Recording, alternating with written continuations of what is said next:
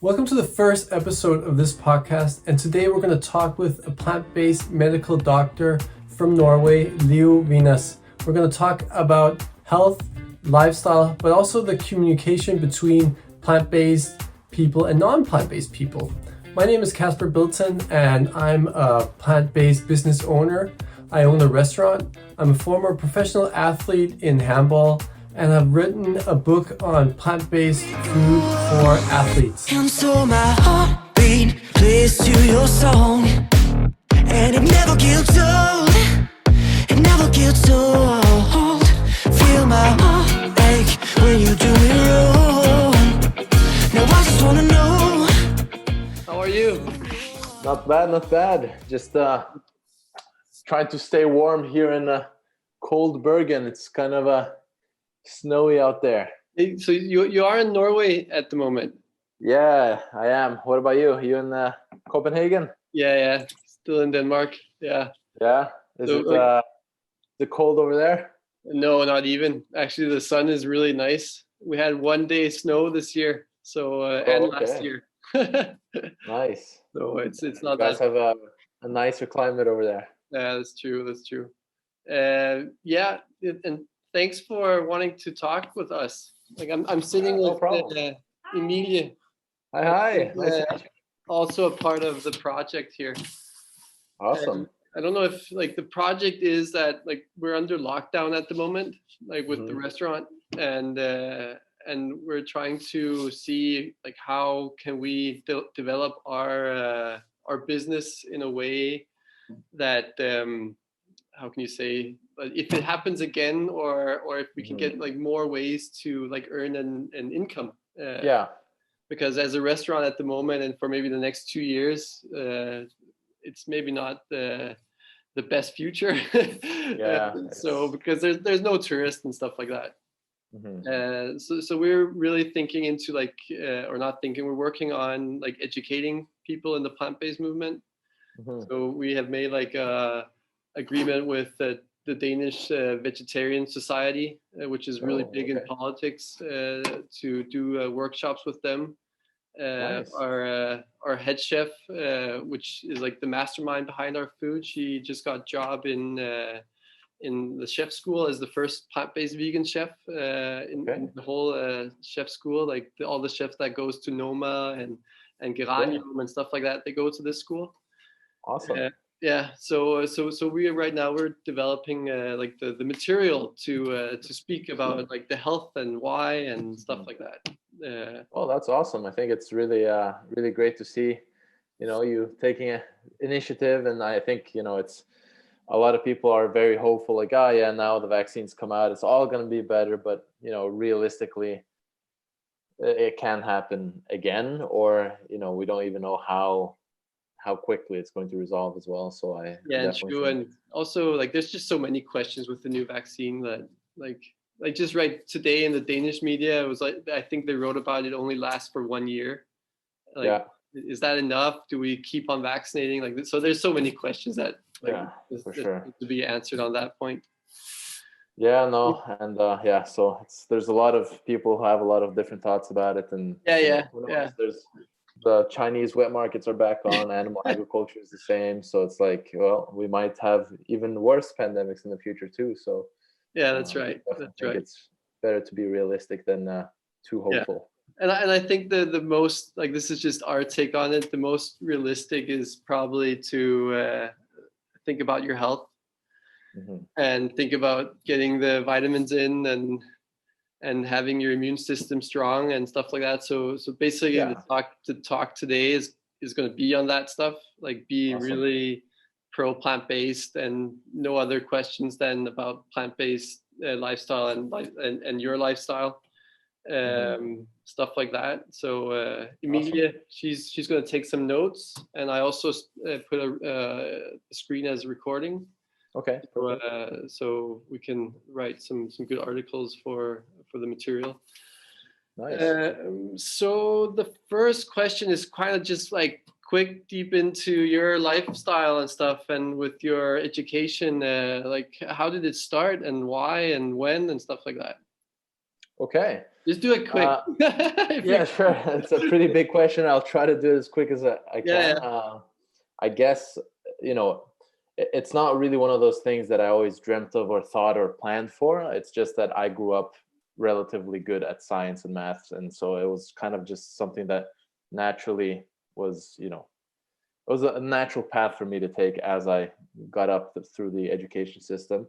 Yeah. And then once I graduated school, I did a bachelor's in bioengineering, and then found out, well, medicine is a pretty kind of, opens a lot of doors. So, and it's very interesting as well. I've always been really passionate about health. That kind of came from my mom. She was always very, eat your veggies and be careful with, smoke and pollution and drugs and like everything like that. So it was very, a very natural path for me to take. So then I took medicine.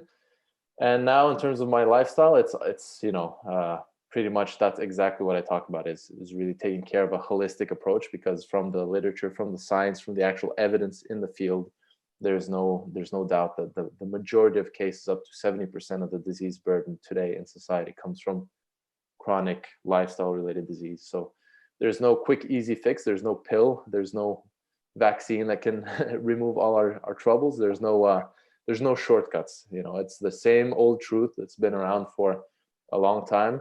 But unfortunately, sometimes the truth can be boring, and that's that, lifestyle is the best thing we can do. And that includes everything from diet to exercise to sleep, etc.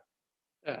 Did you were you plant-based or became plant-based a while, in your studies to a doctor? Mm-hmm. So I was actually doing my bachelor's degree when I first went plant-based. So I was already introduced to, statistics, confidence intervals, reading research papers, all that kind of stuff. So it was the Forks Over Knives documentary is the one that first opened my mind. And I was like, this isn't quite right. Why are they talking about it? Because, it was very professional. I had doctors, I had research. It was a very serious documentary. So I was like, whoa, this can't be right. I've been taught my whole life I need meat for protein. I need fish for omega-3. I need milk for calcium. So since I was already in the scientific field and I was already being taught the way of being objective and changing your views based on the best evidence, I thought, well, I got to double check, is this actually true? So I started reading a lot of research, and the more I read into it, the more I found out, whoa, actually this is not that there's anything wrong with it, but it's not just a like a quote unquote hippie or like love life, love whatever. There's actually really, really good science behind it as well. And at that point in time, that was what I needed to be more convinced or persuaded by the whole plant-based movement. So once I saw that, I just had to take the scientific approach and say, you know what? I guess I was wrong. My parents were wrong. My brothers were wrong. My friends were wrong. Everybody was wrong. We don't need these things to be healthy. And then the question comes up, right? If you don't need it, then it's not a necessary evil anymore. Then it's an unnecessary evil to be consuming all of these animal products. So then I started eating plant-based, and it's been almost 8 years now, and it's only been going upwards. How old are you? 27. You're 27. Okay. Yeah, I'm 29. Okay. I close. Also, because of the same documentary, and nice. And I played handball down in in a professional level in Denmark. While I found out, I saw that documentary, and then nice. Especially the scene with this guy called Mark Danzig, the MMA fighter. Like he was walking around grocery shopping. I was like, this guy's so cool. Yeah, so exactly. That kind of made it for me. Nice. So have you seen the Game Changers? That one's really big on the whole athletics part. Yeah. So no, like I've seen this stuff, and it's I think it's cool. Like yeah, it really is for sure. Yeah. But that one came way later than Forks Over Knives, right? That one was one of the OG documentaries. Because I've always also been plant-based for 7 years, 7 years nice. Actually, and with the handball, so I was voted like 2 times Denmark's vegan athlete while I played handball. So awesome! I didn't know this. That's amazing. Really? Okay. So I also wrote a book. Actually, you should get that book, but it's in Danish. Yeah. But yeah. So I have like everybody's been on the back of me with the Game Changers. It's like always talking about it and stuff like that. So It's That's so quite cool. And do you still play handball, or did you stop a long time ago? nah, 'cause, like there's not so much money in this handball stuff in around the world. Like not maybe that level I came to. I stopped when I was 27 because I also got two kids. And That'll give you extra work. yeah, especially when you get number two. I stopped and but yeah, like I played in the best league. I was actually in Norway for a tryout once for a club in Nice. in Elverum. I think it's called Elverum. Elverum, yeah, okay. So that's awesome. Handball is a really impressive sport. I've only played it in school, like in like gym class or whatever. So I was never any good, but it's really it's actually very, very cool, fast-paced sport. Yeah, fast, and but you also need your like the physical part of it. Like you need to be quite big. Oh yeah, it's very physical and stuff like that. So I think that's where I'm always been lacking a bit. I've always been like I'm pretty tall. I'm 190, but always been like on the lean side since I grew up. But yeah. So I think, but like I should have just kept on going. I don't know. I don't know. I mean, I feel the same. I'm actually a little bit similar, not as I haven't played as long as you. I actually played for Vålerenga when I was 18. If you know that team, it's like a Oslo football team. Have you heard of it? Yeah. I think like is it? I probably just don't know the pronunciation. yeah, but it's basically a Danish accent. Okay, yeah, maybe if I say it with that, but Rosenborg, Brann, and Vålerenga, and well, maybe Molde as well are like the four biggest teams in Norway. Yeah. And until I was 14, 15, I took football very, very seriously. I was playing, practicing every day. And then I started, kind of dropping off. Things got too serious, and I saw school was going well, and a bit of influence from my dad being like, well, maybe, use your brains and not just like do sports. No. So I kind of took things less serious. But then when I came back to Norway when I was 18, I just went and tried out for them and got in straight away. So I was in the junior team of like Vålerenga for a few months, and then I decided to just go study as well. So but yeah, I always have that part, like you say, like, oh, what if I just 100% committed to just playing sports, right? It's always a fun thought experiment, but at the same time, there's you can think yourself to death with like all the possibilities. The mind plays tricks on you with that stuff. Like yeah, for sure. Is that why you're so into like the fitness stuff now, or how does that play in with your lifestyle and the medicine and stuff like that? Yeah, I mean, it's a combination. I think I come from a family that's very sporty. Both my parents did a lot of sports. We grew up doing a lot of sports. My dad did a lot of mountain climbing and all sorts of different, skiing and football, and my mom as well. So it's just something that's been in the family, culture. But absolutely, I think the fitness or weightlifting part of it came more, was actually more of an interest. I always wanted, like, it's a thing like be strong, whatever. I always liked the idea of being able to move heavy objects and stuff. So it's always been fun. But the main motivation actually came after I went plant-based, because it's the stereotype is that, people who are plant-based are all very skinny and weak. And I was like, this is not true. Let's be an example of the opposite. So then I got a lot more into actual weightlifting as well. Yeah. And then I have a brother who's like a monster. So it was kind of easy to learn from him as well. I know.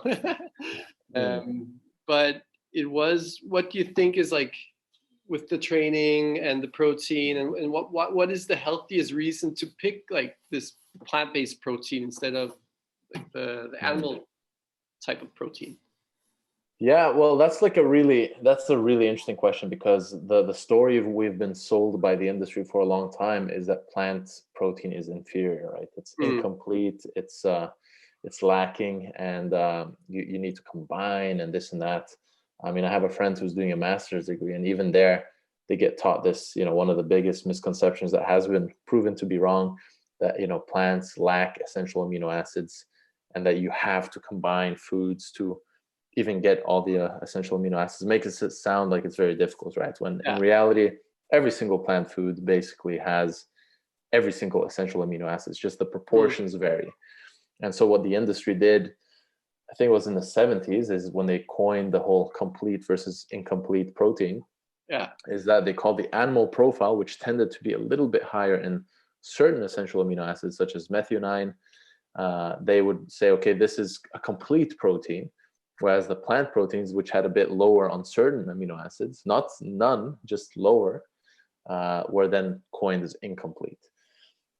So, that gives the idea that in order to get good protein, we must eat animal foods. But the reality of it is, once we've studied these things and looked at the actual consequences of these amino acid profiles, just like with many other things in health, more is not always better. So having the highest proportions of certain of these amino acids has actually been shown to be related to cardiovascular disease, high blood pressure, even certain forms of cancer, right? So it's actually now recommended that it's a healthier amino acid profile now to have the more lower levels of certain amino acids. So the plant profile actually turns out to be a lot healthier for us than the complete one, right? So again, it's one of these things where marketing and science don't align, but then marketing is really, really good at influencing people's minds and people's beliefs, whereas science is just in the background with the scientists shouting and nobody hearing them. So for sure, if you're looking at health, the plant-based profile is best. And also not having huge amounts. This is another thing of marketing, is like guys are supposed to be big and strong and walking around like the Hulk. If you're looking at purely from a health point of view, it's actually way healthier to be on the lighter side, not to be this huge Hulk, and not to be eating either a ton of calories, A, or a ton of protein, B. So being huge, like muscular and healthy, are two completely different things. And this was actually what like that's actually my story a bit, because I was in all these like programs with like gaining weight when you're an athlete, when you're 16 and you need to grow up to you're 25, and they want you to grow fast and fast and fast. And like that's where I just like they put me on like drinking 2 liters of milk a day with whey protein and also with meat, and like my asthma was crazy, my skin was crazy, and that's why like the film was like really inspiring for me. Awesome. This one. So that just reminds me also with like the next question, which has inspired me a lot to go plant-based, but it's like the healthy blood flow. Healthy blood flow, because what I tried when I was an athlete was when I turned my diet around, I felt like I could run faster, I could jump higher, and just keep on going. And I read more and more about the blood flow. But maybe you can put some words on why the blood flow becomes like better, quicker, and sure way.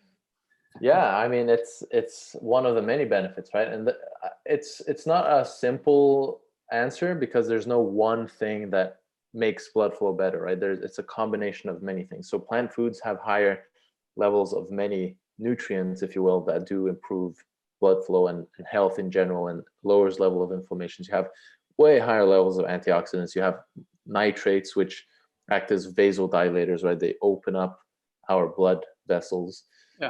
You have much lower levels of saturated fats and all of these other pro-inflammatory molecules that can actually inhibit blood flow and constrict our vessels. Cholesterol, all these things, and loads of phytochemicals that do the same thing. So it's one of these, it's a bit problematic when we start thinking of nutrition as this like minimalistic, like, oh, this chemical is responsible for this effect, because the reality of food is that there's such complex, amazingly intricate packages of thousands and thousands of micronutrients and phytochemicals put together. And so the effect is, it's a combination of so many different things. But definitely things like antioxidants, nitrates, lower levels of cholesterol and saturated fats, and heme, iron, and all of these things do play a role. You have things like aspirin. People don't realize, aspirin is a pill that is one of the most sold drugs in the world that actually comes from plants. And when you eat a lot of whole plant foods, you actually have detectable levels of aspirin in your blood naturally from those veggies, which is another thing that might be contributing to why people on plant-based diets have such lower levels of heart disease. Aspirin is also preventive for colorectal cancer, which is one of the top 3 cancers worldwide. So it's a really amazing thing to see how like a lot of the medical industry, uses natural remedies from nature, which we can actually have healthy levels of just through eating healthy foods. So I think, again, it's one of those things that if you look at the reality of the situation, the answer is actually right in front of us. I had a friend who, when he lived with me during medical school, actually, he had a divorce with his wife. He wasn't really big on cooking, so he just said, Leo, like, I'll just cook whatever you're cooking, we'll eat together. And so we ate whole food plant-based, right? And it was the first time he'd ever tried anything like that. He actually told me the food was way more exciting. Instead of just having chicken, fish, and broccoli, all the time, it was way more variation, lots of veggies he never ate before. And one of the first things he told me is that when we played football or soccer, depending on where in the world you live, football is the real name. Yeah, I use soccer a bit more, but okay. Oh yeah. Well, it depends if you're talking to the North Americans or yeah. But anyways, so when we were doing class games or stuff like that, he just told me that he could realize straight away that, as opposed to before, when he would run and get super out of breath and have to take a break and rest, he was just running and running and running and running. And while other people were slowing down, he just kept going. And whenever he stopped, he required such little time to get back. And he was just amazed at how good he felt, right? And that's just, again, one of the results of this biological change that happens in our circulation. Like that story is crazy, because that is what happens. And it's so crazy when you hear about it and you haven't tried it, but when you have tried it, it's like, this is kind of why you want to like speak to everybody about it, because like, you can just keep on going, and you can use that in like many aspects of life, and not just in the athletics. Like, it's also with your kids, and it's also with at work and stuff like that. You can just keep on going, and your brain is clear and stuff like that. And once that becomes your new norm, right, and you get used to that, there's like no way you want to go back to getting super out of breath so much faster and requiring longer to recover and all of this stuff. Like, it's just like, no. Who would want that, right? But it's kind of difficult if you haven't experienced it and your norm is that kind of more problematic recovery, or like the getting out of breath. If that's your normal, you might not think about it, right? No, that's true. So like, when you work with people and with this plant-based stuff and trying to get them on the journey with you, like what is like, how do you do, like, if you meet somebody and you're like, this guy's not going to turn vegan overnight, like your friend, like how do you like, what's your take on that? Like, how would you start like a journey for him? Like, because you're over in the like, plant-based is good, and let's everybody do plant-based and stuff, and he's like, I can try once in a while, and like, because I think many of us have friends where we're trying to push our family members and a bit, but what is your take on like that thing, maybe to start off with, that works a bit better than the other stuff? Well, I mean, and without talking about like the ethical and the climate stuff, like more into the like the healthy lifestyle. Yeah. Well, I mean, that's like the best question you can ask, right? That's the thing we all wish we had the right answer for. I think there is no correct answer for everyone. Everyone is different, right? This is kind of like a personal approach for depending on who you're talking to, but the main thing that goes into it is social psychology and communication skills. That's going to be by far the most important aspect of influencing other people, whether it be friends or family, etc. And I think the way I do it, and I've had so many years of practice and I've offended so many people and pushed so many people the wrong way, right? I think that's something that a lot of people do. It's kind of almost like something you have to go through to understand how things work. But basically, in medicine, we talk about the, behavior change. That's essentially what we're talking about, right? Pushing people to change their behavior. And there's 4 stages we always talk about. There's pre-contemplation, which means people aren't even thinking about it. It's not even registered in their mind. They don't care about it.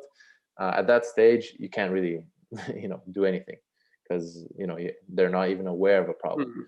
And then once people hear about it or start reflecting about it or start thinking about it, then they're in the contemplation stage, which is the 2nd stage. There's actually a little bit of space to move things around and maybe persuade or convince or at least have discussions and nudge people slowly in the right direction. Yeah. And then once people make a decision and they're like, okay, you know what, I'm actually going to try this and see how it works, then you're in the planning phase, which is probably the best, like the most important step, because that's where people actually make a conscious decision. Okay, this is something I want to try, right? And they're actually starting to make a plan for it. And then there's the action phase, which is obviously that's where the results come. If you're not, putting in the action, then it's not going to come by itself. And then of course there's a relapse phase in medicine, at least, which is like, well, when people fall back into old habits. So that's always the kind of the thing we're trying to maneuver through. And in terms of the actual approach, I'm always extremely, I try to be as, just like anything else in medicine, and just as non-judgmental as possible. Not telling people authoritatively what to do, not telling people what's wrong or right, but rather just leading by example. If people ask, I always tell people, very clearly, this is what I do for myself. I'm not trying to say this is what you should do, but this is how I think and how I feel is the right way for me to live. And then I ask a lot of questions. So people will never react to being told what to do. They will always react better to coming up with their own conclusions, right? So nudging people in the right direction by asking them questions. So, and never saying no and stuff like that, right? So when somebody says, well, I really need meat because like I need to be strong or whatever, then you don't say, no, you don't need it, right? You just go, okay, yeah. So you believe you need meat to get strong. I used to believe the same as you. Why do you believe that? And, you kind of get people thinking on their own instead of telling. And it's so difficult because, it's a natural tendency for a lot of us to be argumentative or to want to get our point across. But this is one of the reasons why I also worked as a salesman, was to learn persuasion and learn sales. And it's very similar when it comes to veganism or activism or any sort of interaction with someone else, is to view them as a sales client. And the best salespeople are the people who talk the least. They're actually the people who ask good questions and listen and allow the other person to feel important, the other person to feel heard, that's right. but nudging them slowly in the right direction. Those are always the best salespeople. So it's about being a really good listener. And instead of telling about yourself, ask about them and try to understand where they are and ask questions and allow them to think and have a productive conversation, instead of the whole, oh, well, I think this and you think that, but I think this. And then it's like, it's a confrontation. So avoid the argument. The best way to win an argument is to avoid it and slowly nudge through, leading by example, asking, thinking questions, and being really understanding and really, really supportive. Yeah.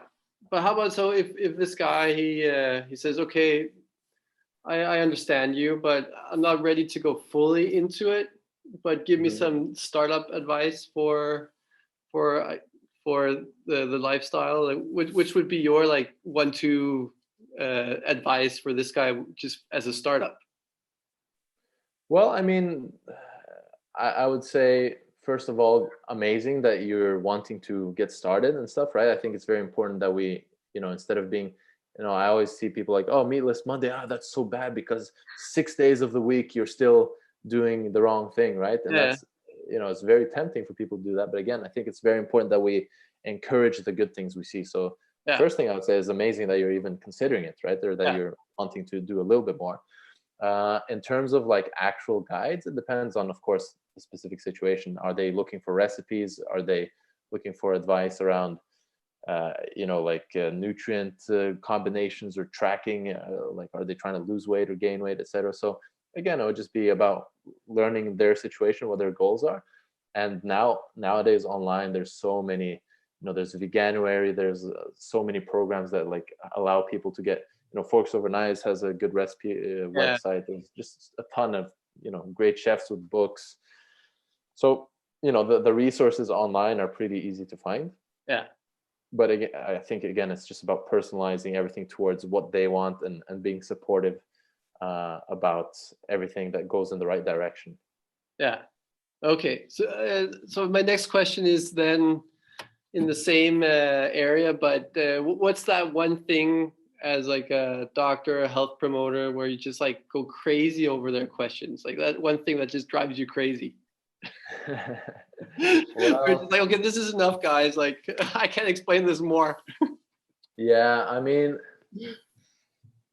I think the thing that drives me the most crazy is unfortunately something that is quite big in, well, I think it's actually a result of social media, the way the tech, the technology platforms work, and how people get fed the information that the algorithms determine are going to keep them hooked, or they want to see, rather than the information that is true or accurate scientifically.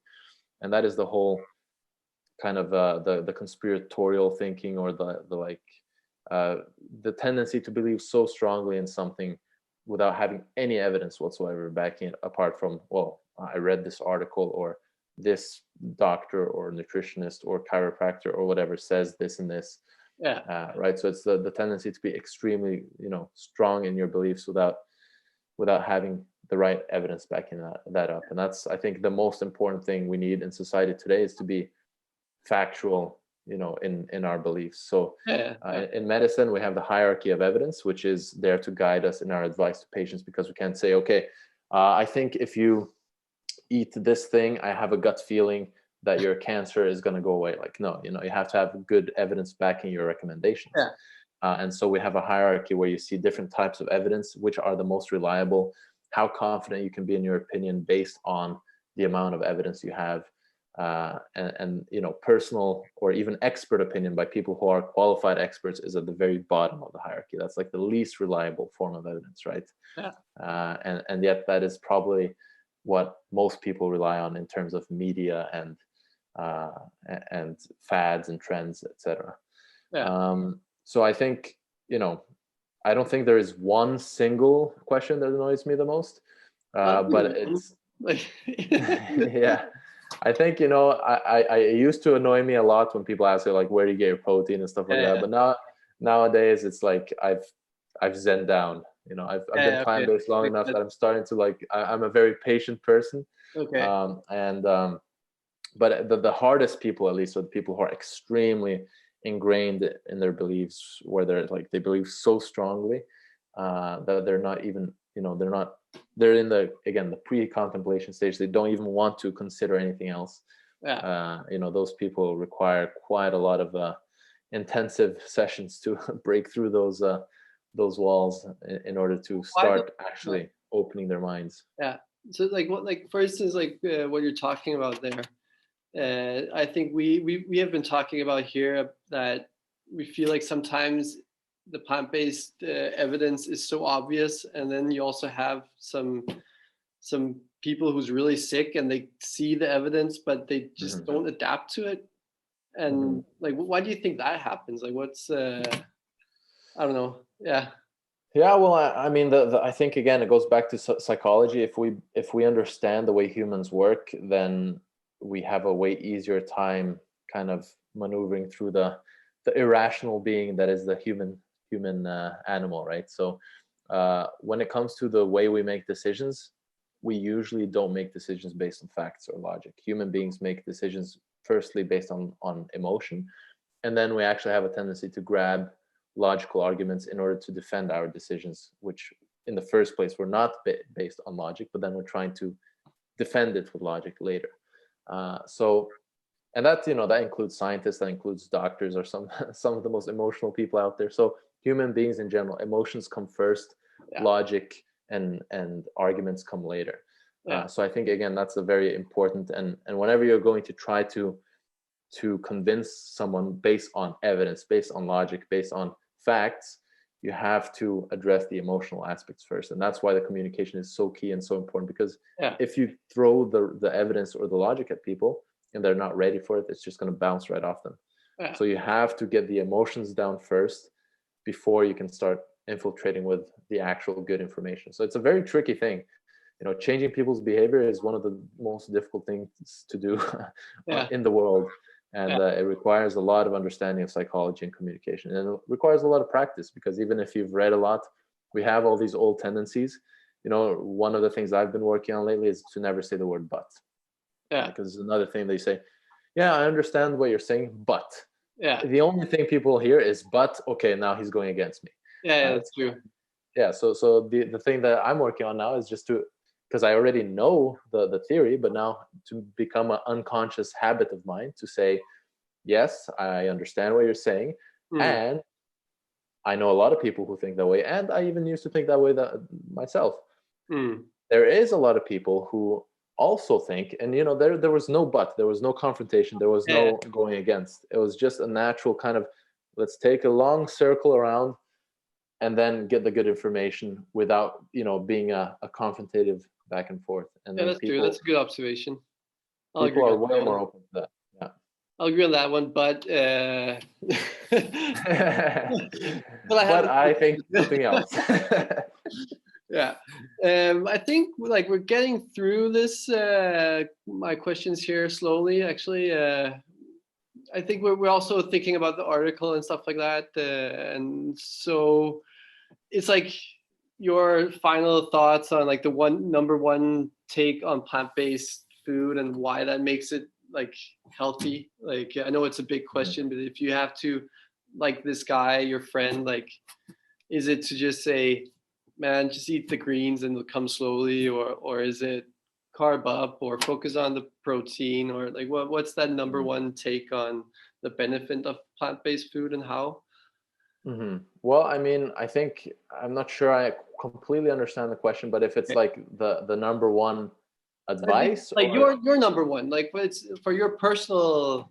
I think that's why it's so open, the question, because I yeah. want your personal advice on this one. Like, Yeah, well, I think it's not overcomplicating things. I would say to, keep it simple is to remove all processed foods, okay. right? To eat whole, natural, healthy foods that you can imagine growing on shrubs or bushes or trees or somewhere in nature. If you recognize the ingredients, that's a good thing. Yeah. And then to have a varied diet. The beauty of this is that you're not only increasing the input of the good nutrients, right, the healthy nutrition, but also removing the bad stuff like saturated fat, cholesterol, heme iron, all of these toxins and pollutants and bacteria and all these things, right? You have a much cleaner profile. So you're upping the good stuff and you're decreasing the bad stuff, and you put all of that together, and there's no way you're not going to feel better, because you are going to improve your biological health. Yeah, that's cool. I agree, and that's what I kind of also wanted to hear. So now Awesome. I think that's pretty cool to have some of the thoughts about how to talk to people and what to do, like with what to put in your mouth and stuff like that. I think that's pretty good. What are you doing at the moment to promote the plant-based stuff? Like, I know you do a lot, but what are your take on this? With what do you do? I mean, that's one of the interesting, like you're asking at an interesting time for me, because I've been on social media for quite a while. Yeah.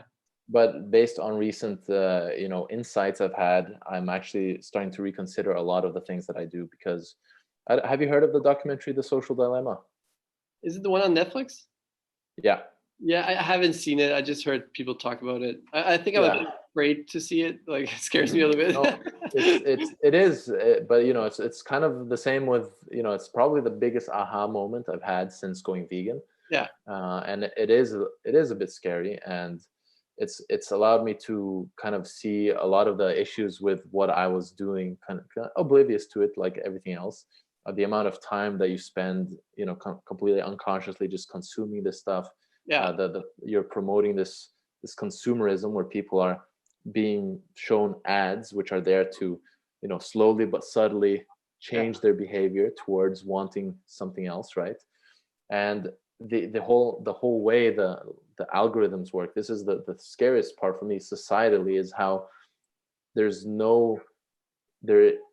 is absolutely no focus on showing you truth or showing you factual or evidence-based information, or information that is helpful to you or is going to improve your life in any way. The sole focus of these platforms is to show you stuff that is going to get you to spend as much time, as much of your life as possible on their platform, so that they can show you more ads, so they can make more money. That's the business model, right? Is to slowly but surely change your behavior through ads and show you stuff that is going to keep you watching, keep you spending more time there.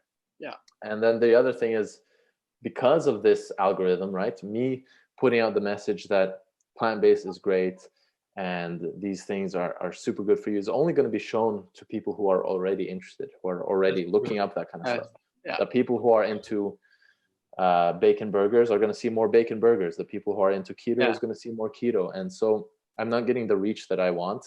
I am kind of supporting unwillingly this industry that is causing addiction. It's causing mental health problems on the societal level. There's a causal link to depression and suicide rates for even teens and preteens who are on social media. There's a lot of ethical concerns that I wasn't really thinking about before, which I don't want to be a part of now. So now I'm really kind of cutting back on my social media. I'm trying to actually paradoxically and ironically tell people on social media to go off social media while I'm on social media.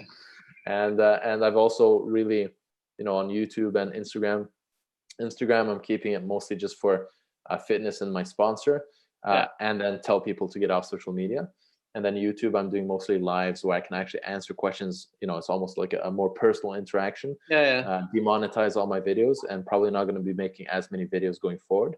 And then focusing on, doing a real life interaction and doing coaching and stuff like that, and promoting Patreon, where I do live hangouts where people sit together and we talk about anything we want to talk about. Because that's the thing. The way social media works today, it's not social at all. It should be called unsocial media, because it's keeping us from having actual real life interactions with other human beings and actually taking ownership of our lives and doing the things that we actually want to do. Amen. I agree. That's true. But we need our business to go on. Exactly.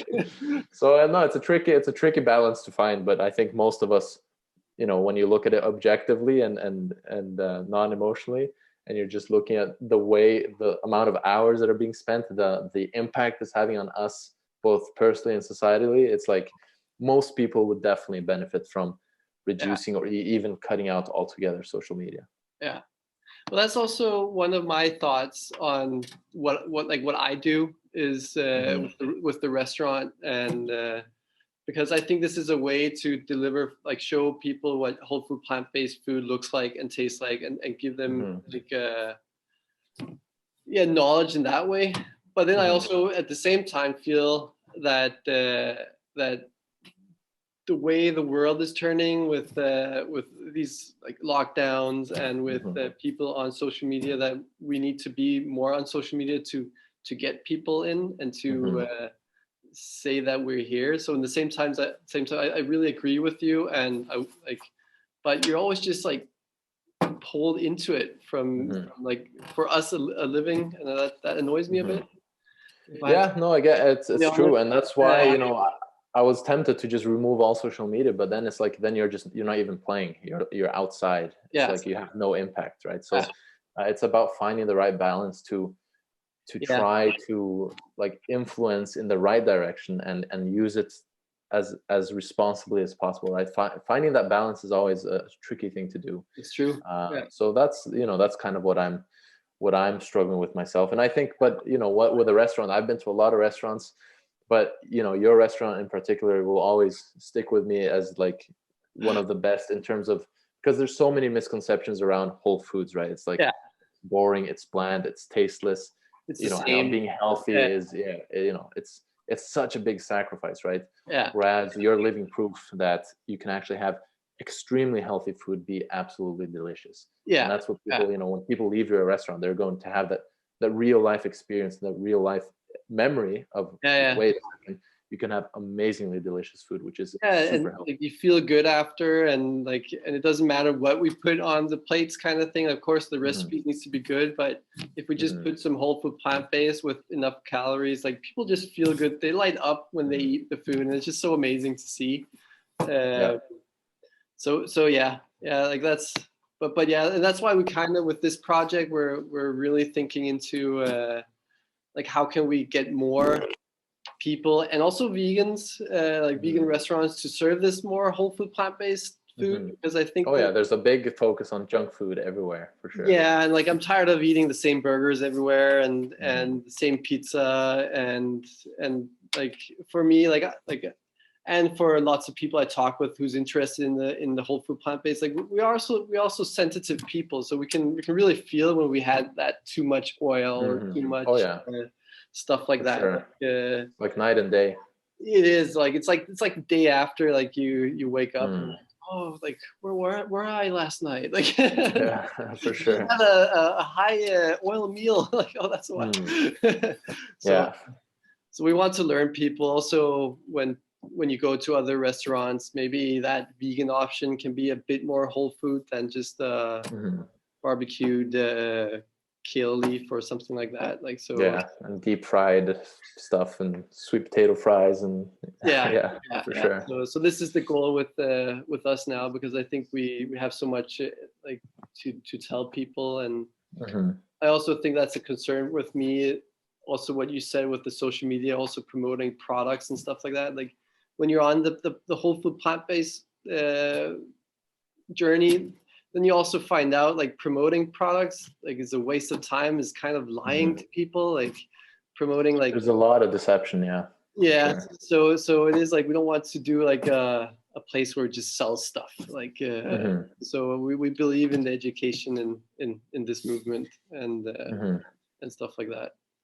So and plus we just got like new guidelines in the Danish from the Danish government, which is they're telling us to go plant-based.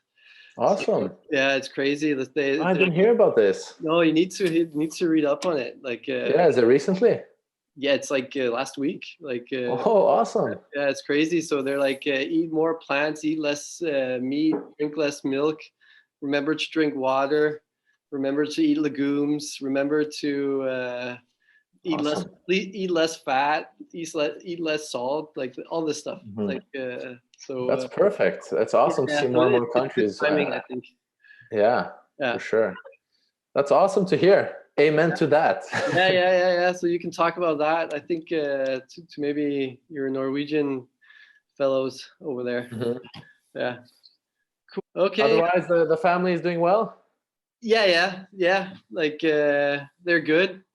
There's nothing really there. Like they're never sick. Awesome. They're vegan. They're plant-based. Yeah, nice. So and if they are, it's that's how it should be. Yeah, it's crazy. Like no ear infections or anything. It's awesome. Nice. Yeah. How about you? I was actually pretty amazed with your family when you guys were here. Like because you're. I think you guys are. What, you guys 3 boys or something? Yeah, 3 boys and 1 girl, and then. Okay, you have 1 girl. So you are 4. Okay. Yeah, we're cool. 4 siblings. Yeah. Yeah, that's awesome because my family's also. I'm the oldest of 4 as well. Okay. I'm from, but we're 4 boys, so so it was really like lots of testosterone. Yeah. So I could see that you guys were a big family, and the way you communicated was fun to see. I think. So it's we really enjoyed the restaurant, and I mean we enjoyed Copenhagen as well. It's a really nice city. Yeah. So and everyone's doing well as well, thankfully. Yeah. So. Oh, that's good. Yeah, had a little bit of a social media uproar with John, my oldest brother, because he kind of went off the vegan wagon, and then he's been all over the place. So there's a lot of drama. But I know. I how do you say that? I swore to myself not to ask you these questions. Yeah, I got you. So many people probably has been bothering with you. That's probably the question that's annoyed me the most, actually. Now that you ask. In the same time, like I've heard some of the stuff you said about it, which is obvious that like when you're plant-based for that long as he was and promoting it, like you still bring lots of good habits with you, like. I don't know if he's definitely done a ton of good stuff. Just the fact that he was the body, the physique that he had, and promoting plant-based, just those 2 things already did so much good, right? So but that's it's the judgmental drama society we live in today. Yeah, that's true. It's not very helpful, but he's back to being plant-based at least. Really? I don't know if he's I don't think he identifies himself as vegan. I think there's too much hate in that background now, but he's plant-based at least, so that's nice. Makes sense. I think it's, I don't know, like I think it's important to, when you get those thoughts of is it what I'm doing correct? It's important to let yourself also go back and see, you know what I mean? If it's true that the plant-based road is the right way or not. Like I just know for myself, I don't do it anymore, but especially like the first 2 years, I was like, I was a bit tempted about cheese and Yeah, people for eating sure. food. I was like, but I let myself do it. I was just like, I'll try it. Why not? And then every time it was just like, it just tastes bad and it's not good. And I felt bad. And then I'm like, I'm not going to do that again. Like, Yeah, and that's the right way to do it, right? I think yeah, that's the problem with the stereotypical judgmental vegan thing, right? Is it's just like it's so there's so much weight on the morality of like you're a bad person, this is right, this is wrong, when in yeah, reality this is a totally subjective thing. yeah, There's such a lack of understanding, there's such a yeah, lack of knowledge on human psychology and persuasion, all these things, right? We're doing the exact opposite of what we should do, and it just makes people freak out. Like, whoa, this is a weird cult of like anti, people who like are misanthropes and hate other people and want animals to live more than people, and it's just like so judgmental that people get yeah, scared. yeah, yeah, But like luckily, I think it's also not as bad as it seems on social media, because social media always highlights the worst. Like there's a and the lot of vegans extreme who are, stuff like that. Yeah, yeah, who don't bother commenting, they don't bother making drama videos, but then the stuff you see is is the drama, right? So yeah, there's a lot of people who are amazing as well, but it's like a lot of things on social media, it's the polarization, it's the division of people, that's what gets attention, unfortunately. yeah. No, that's true. And I get it also from myself. Like I also sometimes sit down and see videos about the carnivore diet, and it's like, Hmm. this is just so stupid. Why am I even seeing it? But it's just like that extremeness that Yeah, gets us to click on stuff. yeah, for And, sure. yeah, yeah. So yeah. No, I get you and your brother's journey there and how that must have been. And also, I don't know. I think Are it. a lot of your family plant-based, Casper, or? Yeah, yeah. Like we're all plant. I have my plant-based bubble, I call it. So Nice. I get really shocked when I get outside my bubble sometimes. Huh. Yeah. So my story is that like me and my dad, we actually did it together, which is a Oh, bit, awesome. it's a bit weird from other stories because sometimes it's Yeah, always that's the quite dad unique. who's sitting back. But it's Uh-huh. actually my dad. He sent me the movie Forks Over Knives and said, "Hey, Oh. Casper, I just saw this. You need to see this." And I've always been a bit like naive, maybe with like being an athlete and stuff like that. Like since I Hmm. was a kid, I was like, this must be like the most healthy person because he uses his body and stuff like that. Hmm. And then the more athlete I became, like the more sick I became, Hmm. which I didn't understand. Yeah. And then my dad, he's also like he's 25 years older than me, so Hmm. he's quite a young dad. Okay. And but he was also feeling that the obesity coming, and his dad died of sleep apnea, Oh, okay. and he was feeling it. He was Hmm. feeling all the small signs, and then Hmm. he didn't know what it was and stuff until he saw the movie. And then he was like, "Do you want to do this with me? Because I know you focus a lot on health and stuff, and try. Hmm. I think this is better for you." And then we did Awesome. it, and then my brothers start doing it because they were like they did a rule that when you live at home, then you eat what's at home, but when you're outside, you Yeah. can do whatever you want. So, Yeah, so because they're younger as well, right? So they were probably quite young when you and your dad. yeah, yeah, because my youngest sibling, he's 11 years younger than me. Uh, Okay. Yeah. so I was the only one. I was living in Jutland, and they were on Sealand, Hmm. and so yeah. But it became like my story became also a bit. I think I had a hard start to the plant based because I was really excited about it, and Hmm. I got the best contract I got was in a really good team in Jutland, uh, in the top 5 tiers of the Danish Handball League, which is maybe the Hmm. the fourth best league in the world or something like that. Yeah. Yeah. And then I started talking about it, and then they kicked me off the team. Oh. Yeah, because I was 21, 22, Yeah. and like I should just have just not said much and probably just followed a bit. I don't know. Maybe shouldn't. Maybe not. I don't know what to do. Well, I But mean, you were young too. It's very difficult when you don't yeah, like. it's unfortunate that that's the way how people react. But again, you live and you learn, and of course, like I told you, I've made the same mistakes. So like I have people who hate me probably until today just because I communicate plant-based, the wrong way to them. Yeah. So it's super. So so they had like, I just want to finish this story quick, if it's okay. Do you have time? Go for it. Yeah. No, but what they did was that every game they had like we had like spectators, like 4,000 people. So they made like a newspaper for everybody, and for every game there was like the player of the game, and then you were nominated to be player of the game from your last teammate. And my last teammate was actually a Norwegian guy, which was my best friend on this team. He plays for the national team now. His name is Magnus Gullerud. Okay.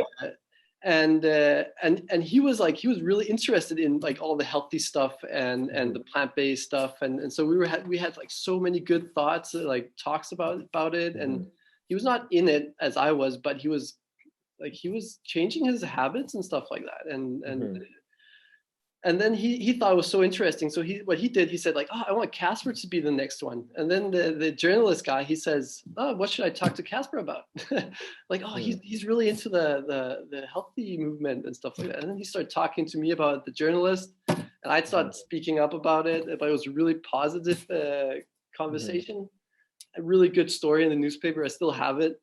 And then next week, like the physician of the team and the coach from the team made an article in the newspaper against me and what I said in this newspaper. Oh man! Like without telling me it, so it was like they were like bitching about it in the newspaper to me, and then they kicked me behind the seat or the bench, and then I could see the last like 10 games behind the bench until my contract was finished.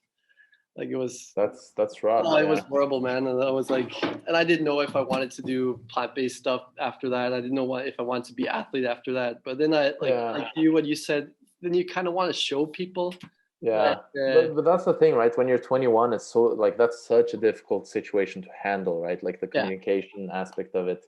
Yeah. Like you would have had to be such an amazing communicator to then. After, because you had no way of knowing that was the soft spot, that they would like take it so personally, right? No. And to then come back in and be able to talk with them and kind of disarm their emotions and their triggers, that takes a lot of skill, and that's so difficult, especially for a 21-year-old. That would be it is, and I was so frustrated, but I tried to like do a positive turnaround on it, and like I went back to Copenhagen and found out that they were way more like positive about the lifestyle, and I got to play in all the best Copenhagen teams and stuff like that. So I think it turned out really good again, but it was a hard start. I can imagine. That's rough. Yeah. But then you have some personal first-hand experience into human beings being emotional before rational. That's true. So I get what you say about all that stuff. Well, man, it's been great to catch up. I wish you the best of luck with all. Yeah, thanks for the talk, and say hi to your brother and stuff like that. So and you never saw me. Next time we're in Copenhagen, I'll definitely get in touch. Yeah, please. Okay. All right, take care. Bye. Bye. Something I feel, but now I'm in so deep and I can let you go. Show me love and I'll show you more. It seems to me you only lie, and I tried so hard to make you wanna see someone